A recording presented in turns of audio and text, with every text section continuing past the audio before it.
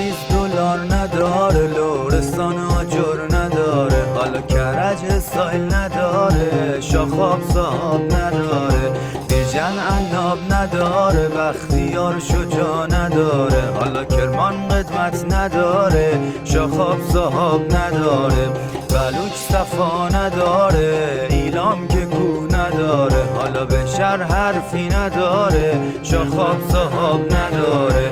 صاحب شاخاب که ماییم، همه مردم ایرانیم، همه با هم نشستیم، دست عرب رو بستیم. بزرگ مشتی نداره، سبزوار آفتاب نداره، حالا ابهر پر رو نداره، شاخاب صاحب نداره، باب و سر ماهی نداره، کرمانشاه که کرد نداره، ارومیه که خوبی نداره، شاخاب صاحب نداره، شیراز تاریخ نداره، گرگان درخت نداره، حالا چالوس جاده نداره، شاخاب صاحب نداره. صاحب شاخاب که ماییم، همه مردم ایرانیم، همه با هم نشستیم، دست عرب رو بستیم.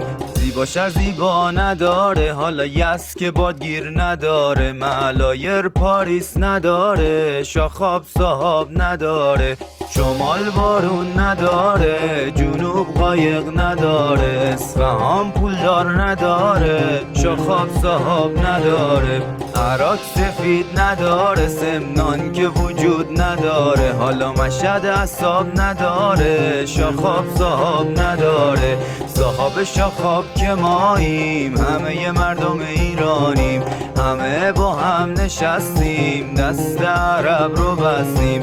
شیراز خسته نداره، اهواز گرما نداره، اردبیل سرما نداره، شاخاب صاحب نداره، گیلان برنج نداره، تهران آلودگی نداره، حالا بوشهر سرما نداره، شاخاب صاحب نداره، بندر که جنس نداره، قزوین که ترس نداره، حالا شاخاب صاحب نداره، شاخاب صاحب نداره.